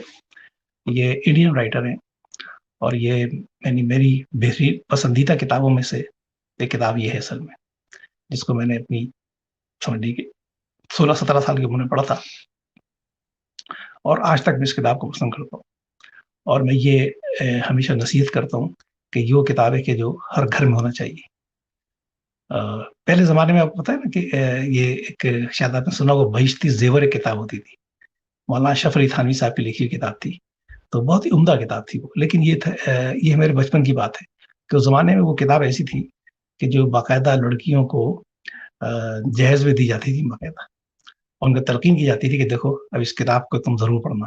اس میں وہ ساری باتیں، سارے آداب، سارے فرائض، سارے حقوق، اور ساری وہ مصلحتیں، اور ساری وہ باتیں جو قرآن و حدیث سے جمع کی ہیں اس میں لکھی تھی انہوں نے، کہ ایک شادی شدہ زندگی کو کیسے کامیاب بنایا جائے. لیکن وہ وقت کے ساتھ ساتھ چونکہ پتہ ہے کہ آپ کو چیزیں متروک ہوتی ہیں، تو وہ کتاب بھی تقریباً اب متروک ہو چکی ہے. اس میں ایک تو زمانہ بدل گیا، اس کی زبان بھی ذرا کافی یعنی کہ قدیم تھی، اور بڑے کہنا چاہیے ثقیل قسم کے اور مشکل قسم کے اس میں الفاظ اور محاورے اور ساری چیزیں استعمال کی گئی تھیں کہ جو پھر لوگوں کو، لڑکیوں کو مشکل ہوتی تھی پیش آنا پڑھنے میں. تو لہٰذا یہ کتاب اس کے بعد لکھی گئی اصل میں، اور یہ ہندوستان کے اندر مقبول ترین کتابوں کے اندر ہے، اور پاکستان کے اندر بھی ہے، اور اب یہ انگلش کے اندر بھی اس کا ترجمہ ہے. میرے خیال ایٹیکیٹس آف اسلام کے نام سے اس کا ایک ترجمہ، اگر آپ نیٹ پہ دیکھیں مل جاتی ہے بڑے آرام سے.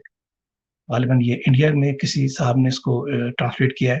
اس کے علاوہ جو امریکہ میں اور کینیڈا میں ایک تنظیم اسلامک سرکل آف نارتھ امریکہ، ایکنا کے نام سے، تو انہوں نے بھی اس کو ٹرانسلیٹ کیا. بلکہ کہوں گا کہ مولانا یوسف صلاحی صاحب جو ہے وہ آج کل ایکنا ہی سے اصل میں منسلک ہیں، اور غالباً کینیڈا میں یا نارتھ امریکہ میں کہیں وہ سیٹل ہیں، اور پھر وہاں کسی اسلامک سینٹر کے امام بھی ہیں، اور اس کے وہ خطیب بھی ہیں، اور مسلمانوں کی رہنمائی کا کام وہاں پر کر رہے ہیں. بڑے ابھی بھی اس عمر میں، حالانکہ میرا خیال ہے 90 سے زیادہ ان کی عمر ہو گئی، لیکن ماشاء اللہ اللہ تعالیٰ ان کا کہنا چاہیے کہ سایہ سلامت رکھے. ابھی بھی ان کی صحت جو قابل رشک ہے، اور ابھی بھی سنا ہے کہ ہر جمعے کو وہ خطاب بھی کرتے تھے اور درس بھی دیتے تھے، اور روزمرہ کے جو معاملات تھے وہ بڑے بخوبی طریقے سے اس کو انجام دیتے ہیں اس میں. تو آپ بھی کوشش کیجیے کہ یہ کتاب نیٹ پہ دیکھ لیجیے. آپ کو تو نیٹ پہ ملیں گی آپ کو کتابیں، ظاہر امیزون پہ بھی ہے، نیٹ پہ بھی ہے. آداب زندگی مولانا یوسف اصلاحی، اور اگر آپ اس کو انگلش میں دیکھیں گے تو ایٹیکیٹس آف اسلام بائی یوسف اصلاحی. تو یہ کتاب دیکھیے. تو اس کتاب میں سے میں نے پچھلے دنوں کچھ صفحات پڑھے تھے، تو میں کوشش کروں گا کہ اس میں آج پھر آپ کو اس میں سے کچھ چیزیں پڑھ کے سناؤں، پڑھ کر، اور اس کے بعد پھر اس میں سے اگر کچھ جو چیزیں تشریح طلب ہوں گی تھوڑی بہت، تو وہ بھی آپ کے سامنے میں بیان کرتا رہوں گا. تو اس کا ٹاپک یہ ہے کہ آپ کی شادی شدہ زندگی کے آداب، ہر چیز کے آداب، چلنے کے آداب، پھرنے کے آداب، کھیلنے کے آداب، کھیلنے کودنے کا کچھ آداب بھی بتائیں اس کے اندر، اور آپ گھریلو زندگی کے آداب، مسجد جانے کے آداب، اور کیا نام ہے خط لکھنے کے آداب، نماز کے آداب، مسجد کے آداب. ایک ایک چیز سے بھری ہوئی کتاب ہے، پوری زندگی آپ کی. کاروبار کے آداب، رنج و غم کے آداب، راستے کے آداب. یہ دیکھیے آپ، آداب کے نام سے، یعنی مینرز، سونے جاگنے کے آداب، کھانے پینے کے آداب، ایک ایک چیز کو انہوں نے، تجارت کے آداب، لباس کے آداب. یعنی مسلسل کے اسلام تو اصل میں ایک مکمل سیاست کے آداب یہ سب بتایا اس نے، عبادت کے آداب. تو اسلام میں چونکہ مکمل نظام زندگی اصل میں کہ جو زندگی کے ہر پہلو سے بحث کرتا ہے اور زندگی کے ہر پہلو میں رہنمائی کرتا ہے. یہ ایسا دین نہیں ہے خالی کہ جس کا تعلق خالی مسجد سے ہو، یا دوسرے مذاہب میں جو تصور ہے مذہب کا، کرسچینٹی کے اندر، یا اگر آپ ہندوازم میں دیکھیں یا بدھزم میں دیکھیں، اور دنیا کے جتنے مذاہب ہیں ان کے یہاں مذہب کا تصور جو ہے وہ اصل میں محدود ہوتا ہے. وہ کہتے ہیں کہ مذہب جو ہے اس کا تعلق صرف، یعنی کہنا چاہیے کہ ایک خاص ریچولس اگر آپ کو یعنی ضرورت ہوتی ہے اس کے لیے، اور خدا سے کوئی تعلق، دعا کرنا ہے، کوئی مرنے کے وقت کوئی دعائیں پڑھنی ہے، یا پیدائش کے وقت کوئی رسومات ادا کرنی ہے، یا شادی بھی ہے، یعنی اس حد تک انہوں نے اس کو مذہب تک رکھا ہوا ہے. اس کے علاوہ کہتے ہیں کہ مذہب کا تعلق جو ہے وہ زندگی کے معاملات سے کوئی نہیں. انسانوں کی مرضی ہے، جو چاہے وہ زندگی کا اپنا قانون بنائیں، جس کلچر کو اختیار کریں، جو نظام فکر ان کا ہو، اپنی مرضی ان کی. لیکن اسلام اس معاملے میں کہتا ہے کہ نہیں، تمہاری مرضی نہیں، اللہ کی مرضی.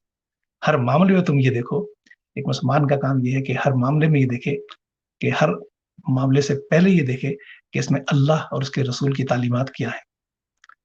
جو تعلیمات ان کو اختیار کر لے، اور جو ان کے خلاف ہوں، جو ان سے ٹکراتی ہوں، کنٹرڈکشن ہو، اس کو چھوڑ دے. وہ یہ اصل میں ایک مومن کا، ایک مسلم کا کام یہ نہیں ہے کہ کچھ چیزیں چھوڑو، کچھ چیزیں اختیار کرے اور کچھ چیزیں نہ کرے. قرآن نے اس کو بڑا اس کے اوپر ناراضگی کا اظہار کیا، طنز کیا اللہ تعالیٰ نے کہ فَتُؤْمِنُونَ بِبَعْضِ الْكِتَابِ وَتَكْفُرُونَ بِبَعْضٍ. یہ کیا بات ہے کہ تم کتاب پاک کی بعض باتوں کو مانتے ہو، بعض کو نہیں مانتے. تو اس کے آگے کی آیت ہے کہ اگر تم ایسا کرو گے تو یاد رکھو دنیا اور آخرت میں بالکل رسوائی کا سامنا کرنا پڑے گا. تو اس رسوائی سے بچنے کے لیے دنیا اور آخرت میں، یعنی کہ اللہ تعالیٰ کی ناراضگی سے بچنے کے لیے، رسول اللہ صلی اللہ علیہ وسلم کی ناراضگی سے بچنے کے لیے ضروری ہے کہ ہم اسلام کو پورے کے پورا اختیار کریں. تمام معاملات میں، انفرادی معاملات کے اندر بھی، اجتماعی معاملات کے اندر، کہ یہاں تک کہ سیاست اور حکومت کے اندر بھی، کہ سیاست کیسی ہونی چاہیے, حکومت کیسے ہونا چاہیے, کیسے لوگ ہمارے حکمران بننے چاہیے, کیسے لوگ ہمارے لیڈر بننا چاہیے, سب کا ذکر جو ہے وہ اللہ اور اس کے رسول کی تعلیمات میں موجود ہے.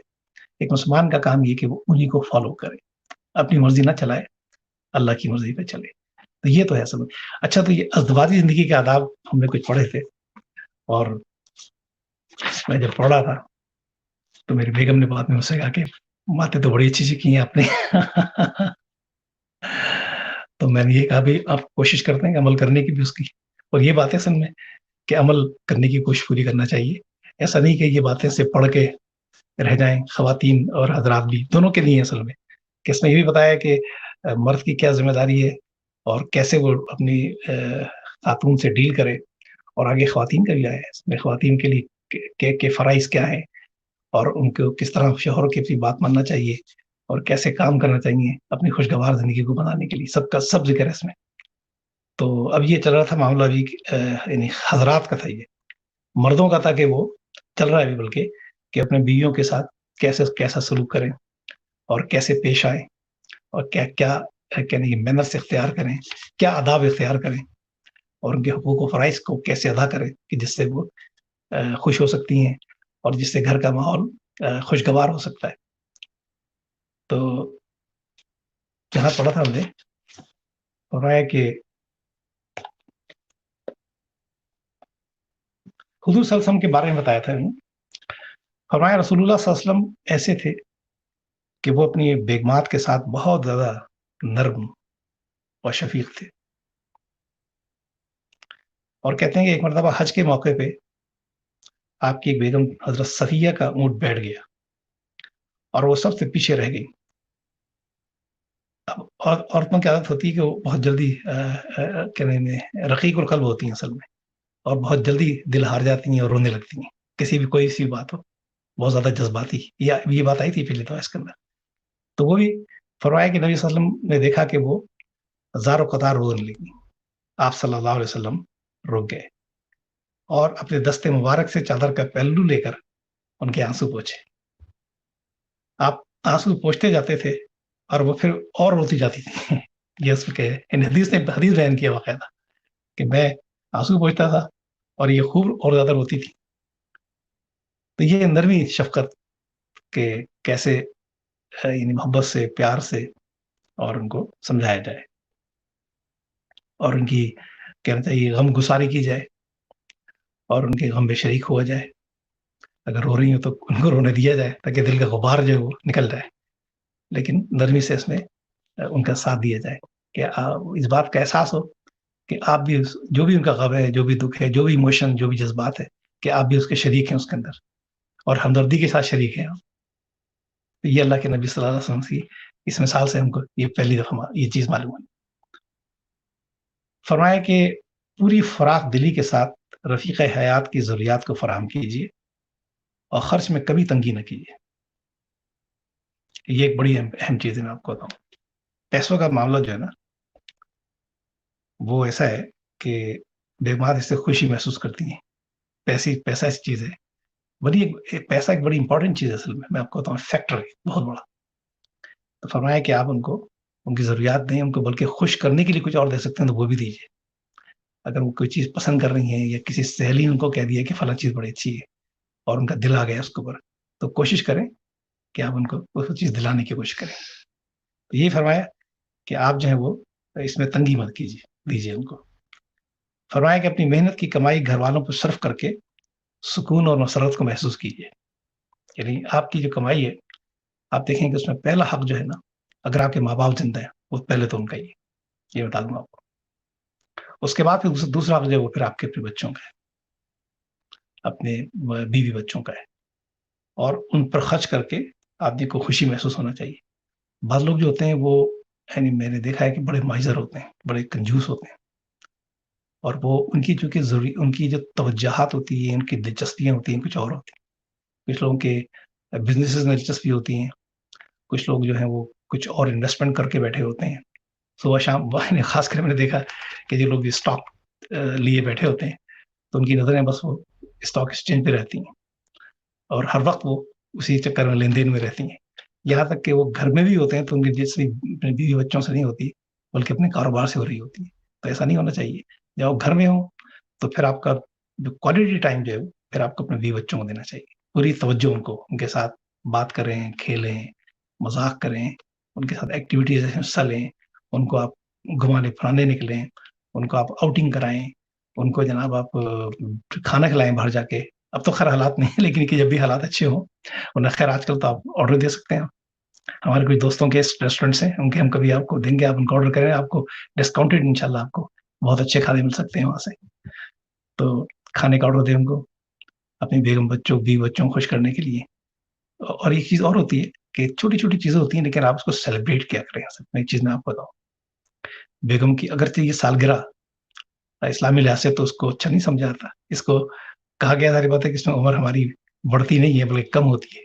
اس پہ تو اور غور کا مقام ہونا چاہیے کہ اللہ تعالیٰ نے جو مہلت دی تھی اس میں ایک سال اور کم ہو گیا. لیکن اس میں کوئی یعنی میں تو کرتا ہوں، میں تو اس طرح اس کو نہیں منایا جائے کہ آپ اس کو باقاعدہ سیلیبریٹ کریں، لوگوں کو جمع کریں اور پھر موم بتیاں بجھائیں اور تالیاں بجائیں اور گانے گائیں. اس کے بجائے آپ یہ کر سکتے ہیں کہ اچھا کھانا کھا لیا کریں، کوئی وش کوئی چیز تحفہ دے دیا کریں، کوئی چیز کا لے لیا کریں. تو یہ اس کو کوئی چھوٹی چھوٹی بات ہے نا، کوئی کسی کی کامیابی ہو گئی، کسی نے کوئی اچیو کر لیا گھر دفتر میں کر لیا، یا اس بچے نے کسی نے اسکول میں اچیو کیا، یا کوئی بہت اچھا کوئی کام ہو گیا، کوئی خوشی حاصل ہو گئی، تو فوری طور پہ اس کو سیلیبریٹ کریں.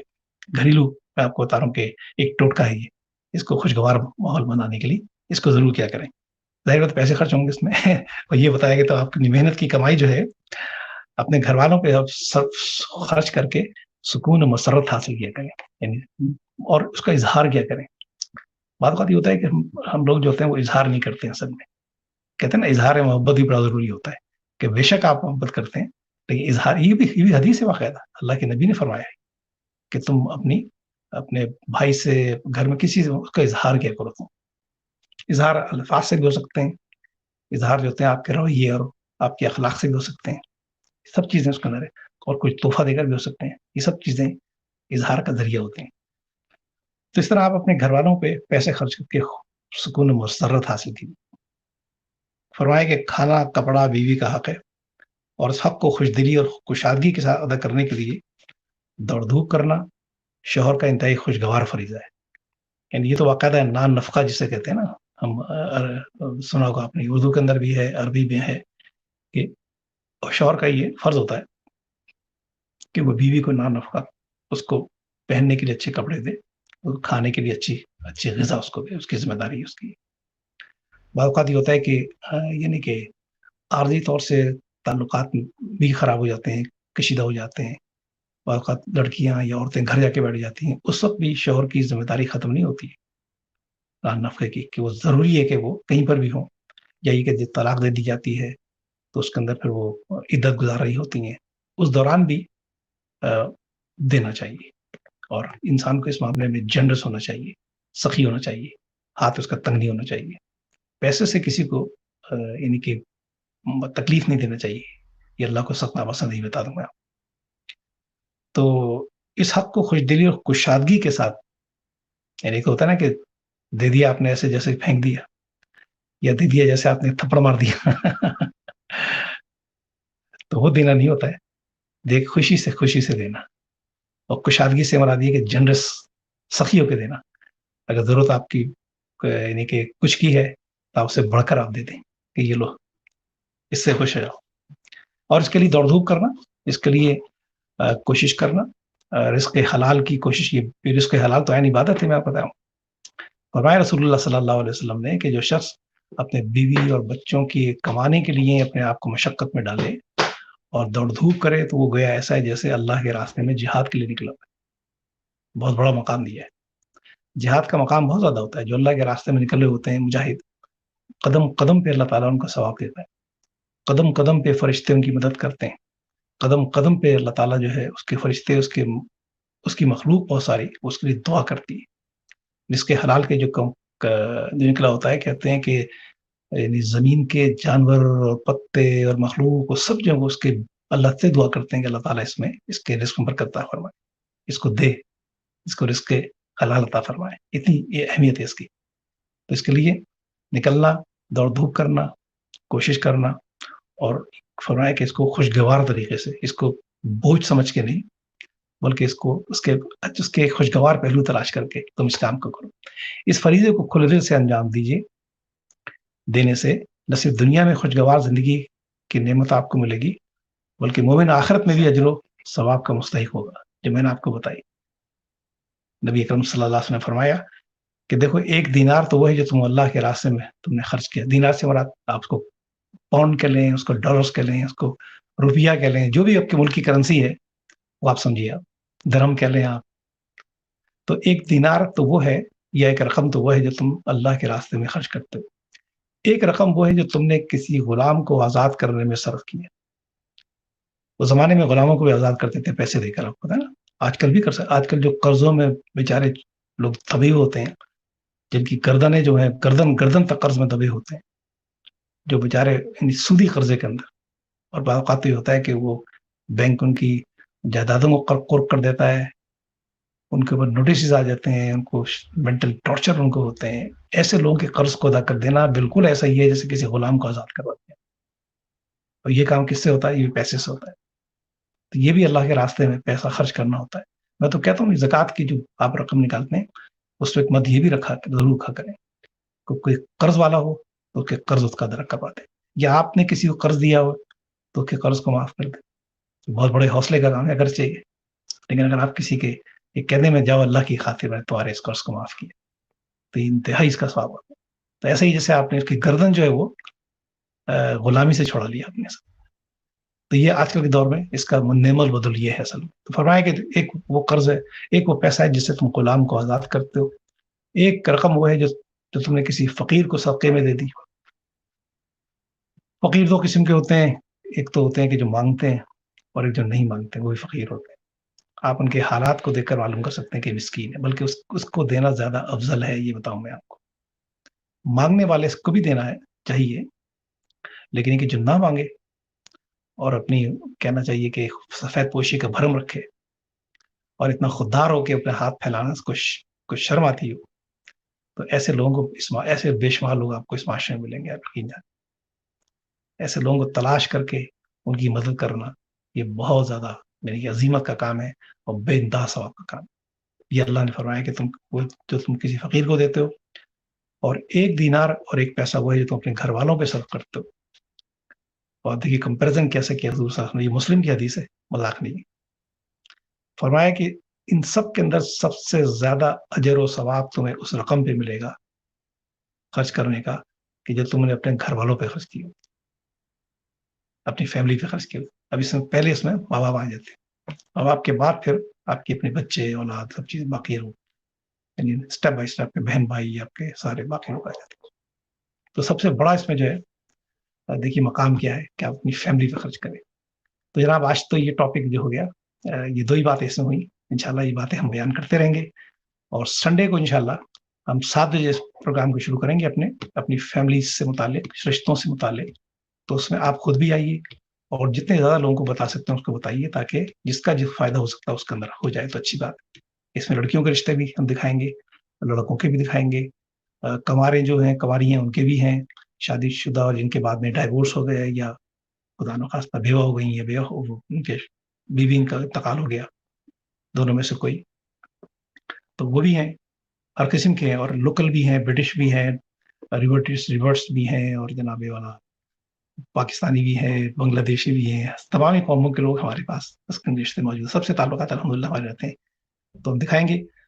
تو آپ بھی اس میں حصہ لیجیے اور ہمارے اس چینل کو کیا کہتے ہیں آپ سبسکرائب بھی کیجیے، اس کو لائک بھی کیجیے، اس کو شیئر بھی کیجیے اپنے دوستوں میں، احباب میں، اپنے جتنے گروپس کے اندر جائیں گے. اور جتنا آپ اس میں شیئر کرتے ہیں تو یہ فیس بک اور یوٹیوب کی عادت ہوتی ہے کہ وہ اس سے ڈبل پھر اس سے ہمارا فائدہ ہو سکتا ہے. اس سلسلے میں اس میں ہم ایک ویب سائٹ بھی ڈیزائن کرنا چاہ رہے ہیں. تو اگر آپ میں سے کوئی صاحب جو ایکسپرٹیز رکھتے ہوں ویب سائٹ کے سلسلے میں ہماری مدد کر سکتے ہوں تو ضرور کیجیے، ہم انہیں خوش آمدید کہیں گے. تو آج کے لیے اجازت دیجیے، آپ سے اجازت چاہتے ہیں، دعا کرتے ہیں اور اپنے آج کا پروگرام ختم کرتے ہیں. کل 8 بجے انشاءاللہ پھر آپ کی خدمت میں حاضر ہوں. دعا کیجیے. اللہم صلی علی محمد وعلی آل محمد کما صلیت علی ابراہیم وعلى آل إبراهيم إنك حميد مجيد اللهم بارك على محمد وعلى آل محمد كما باركت على إبراهيم وعلى آل إبراهيم إنك حميد اللهم ربنا ظلمنا أنفسنا وإن لم تغفر لنا وترحمنا لنكونن من الخاسرين ربنا لا تزغ قلوبنا بعد إذ هديتنا وهب لنا من لدنك رحمة إنك أنت الوهاب فاطر السماوات والأرض أنت ولينا في الدنيا والآخرة توفنا مسلما والحقنا بالصالحين ربنا هب لنا من أزواجنا وذرياتنا قرة أعين واجعلنا متقین اماما. پروردگار عالم ہمارے گناہوں کو معاف فرما، کوتاہیوں سے درگزر فرما، رحم اور کرم فرما. اللہ ہم میں جو پریشان حال ہیں ان کی پریشانی کو دور فرما. اللہ جو لوگ اپنے رشتوں کی تلاش میں ہیں، جن کے ماں باپ پریشان ہیں، اللہ ان کے اچھے رشتے ان کو عطا فرما. بچیوں کی شادی کروا، بچوں کی شادی کروا، اچھے خاندانوں کا اللہ آغاز فرما، ان پہ برکتیں اور رحمتیں نصیب فرما. اللہ جو بیمار ہیں انہیں صحت عطا فرما. جو کرونا وائرس سے اللہ افیکٹڈ ہیں، اللہ ان کو صحت دے دے، بچا لے. اور جو لوگ صحت مند ہیں اللہ ان کو کورونا وائرس سے بچا، ہر قسم کے وائرس سے بچا. اللہ جو دنیا سے چلے جا رہے ہیں اللہ ان کی مغفرت فرما، ان پہ رحم اور کرم فرما. اللہ اس وائرس کو ختم فرما دے. اللہ کوئی رحمت کی ایسی بارش برسا، کوئی یہ رحمت کی ایسی ہوا چلا کہ اس سے یہ وائرس ختم ہو جائے، تیری زمین کے رونقیں واپس آ جائیں. رب العالمین کرم فرما، رحم فرما. صلی اللہ تعالیٰ علی خیر خلق محمد وعلی آلہ وصحبہ اجمعین برحمتک یا ارحم. اجازت دیجیے، کل انشاءاللہ ملاقات ہوگی. السلام علیکم.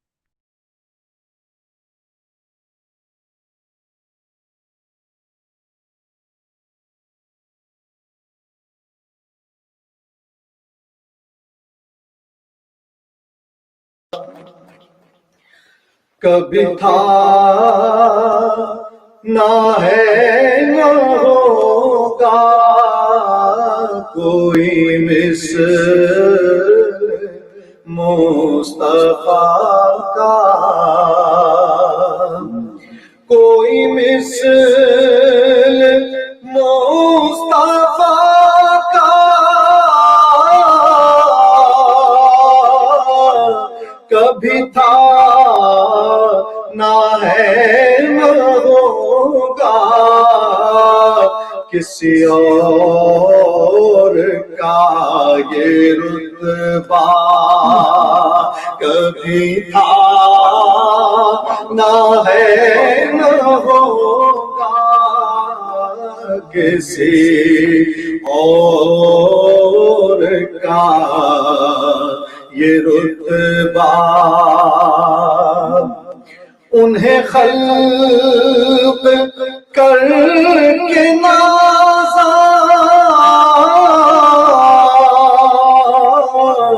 ہوا خود ہی دست قدرت. انہیں خلق کر کے نازا ہوا خود ہی دست قدرت. کوئی شاہکار ایسا کبھی تھا نہ ہے نہ ہوگا کبھی تھا نہ ہے نہ ہوگا.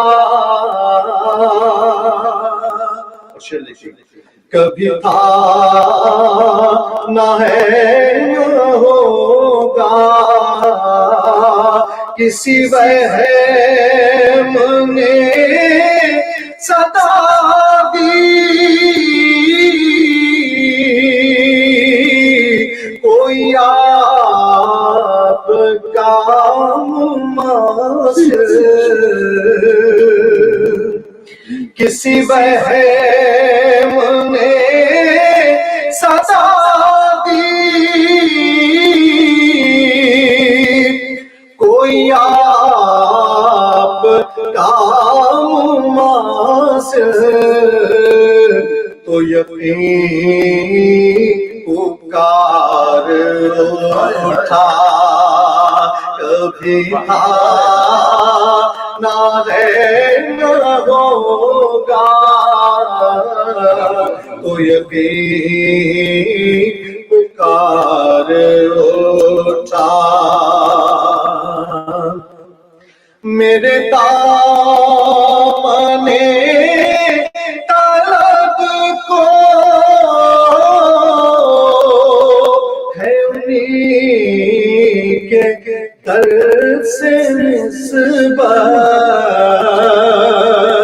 میرے دامن طلب کو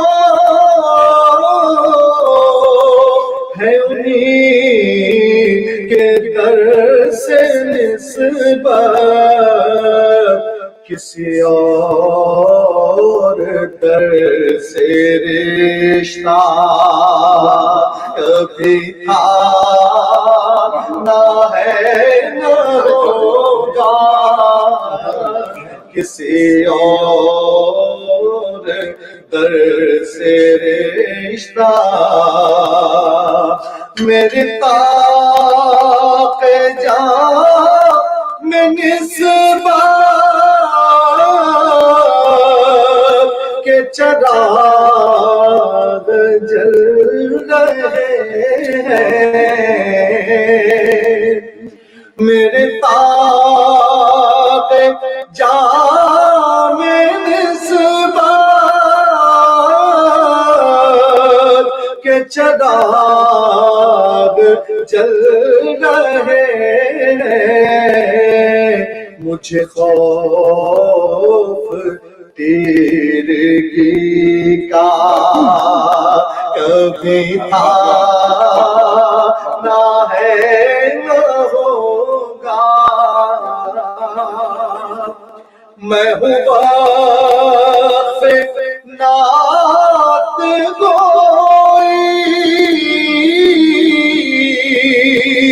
کسی اور کا قصیدہ میری شاعری کا حصہ کبھی تھا نہ ہے نہ ہوگا سارے حشر ان کی رحمت کا صدیق میں ہوں طالب سارے حشر ان کی رحمت کا صدیق میں ہوں طالب مجھے کچھ عمل کا دعویٰ کبھی تھا نہ ہے نہ ہوگا مجھے کچھ عمل کا دعویٰ کبھی تھا نہ ہے نہ ہوگا کوئی مثل مصطفیٰ کا